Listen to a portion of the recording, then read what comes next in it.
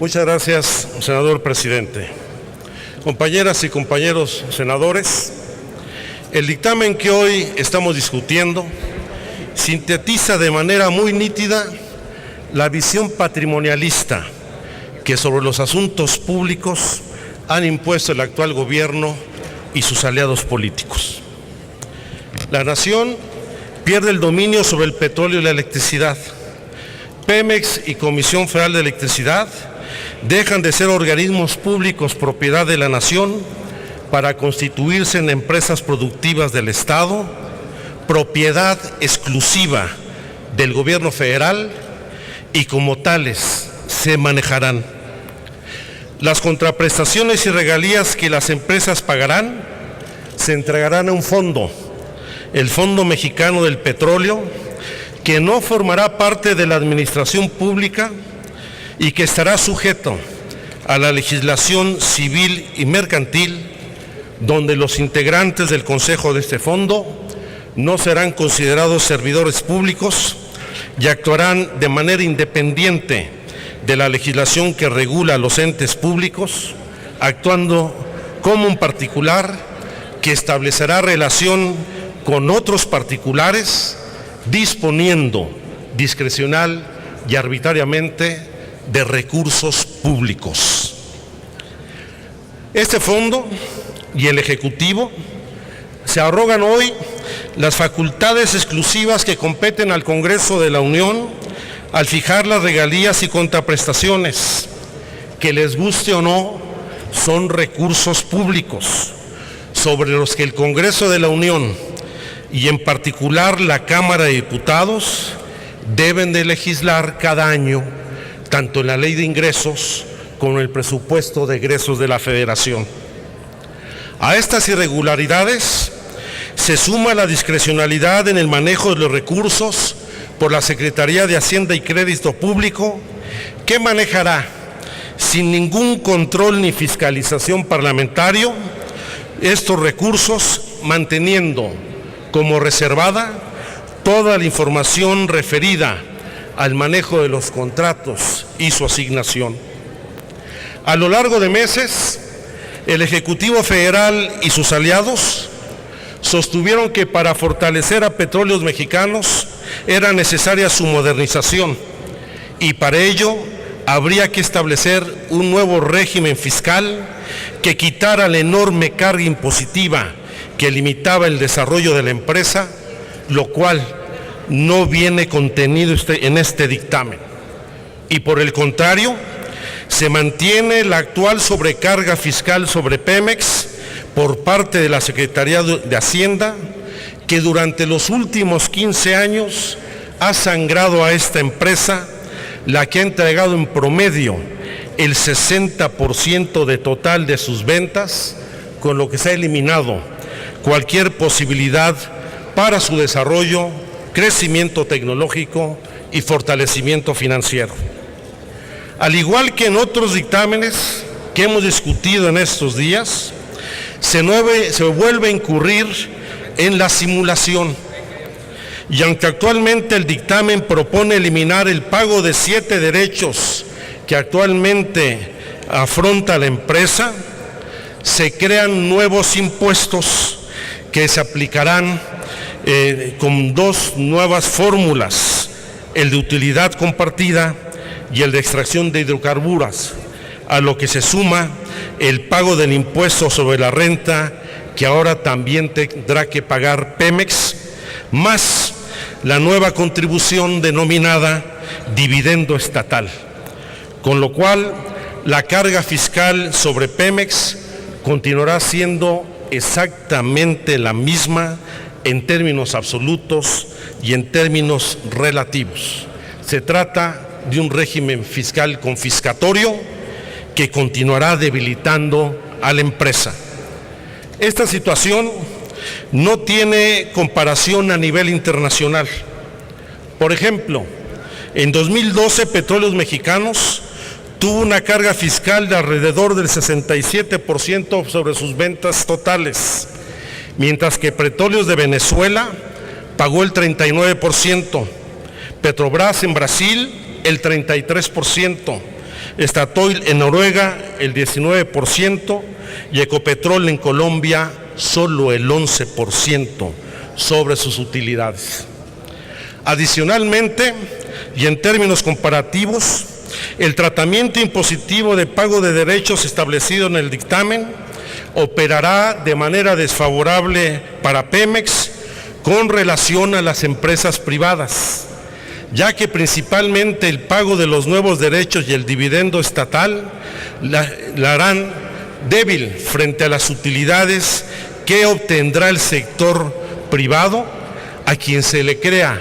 un régimen fiscal de privilegios con tasa cero de IVA, con un régimen de consolidación fiscal y el pago en promedio de regalías del 14% sobre las utilidades de los contratos, cuando en otros países como Canadá el pago de regalías alcanza el 45%.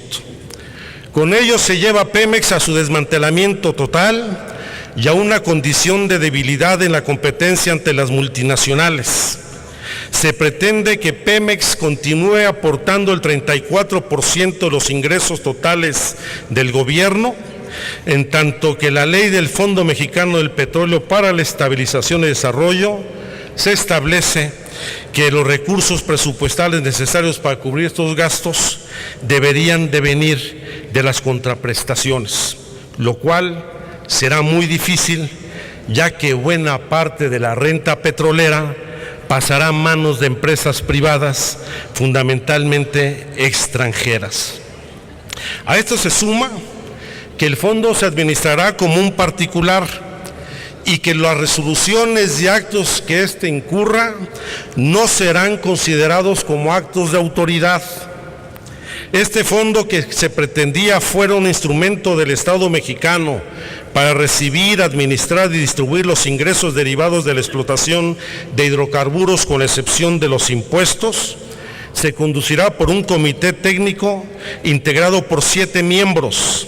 Estará el secretario de Hacienda, el de Energía, el gobernador de Banco de México y 4 miembros independientes designados por la mayoría calificada por el Senado a propuesta del presidente de la República, lo que en la práctica convertirá este fondo en una extensión del Ejecutivo Federal en turno, en virtud de que la información, su manejo y operación dependerá estrictamente de este Consejo y del Gobierno Federal a través de la Secretaría de Hacienda. El fondo operará con un alto grado de discrecionalidad y opacidad. Todas sus resoluciones, y las adopten incluso los miembros independientes, no podrán ser objeto de fiscalización del Congreso y no serán sujetos, por lo tanto, de rendición de cuentas ante ninguna autoridad. Van a decir que en cuestión de transparencia el dictamen obliga al Banco de México a publicar trimestralmente un informe de las actividades realizadas, así como los estados y la situación financiera, así como los montos de las transferencias,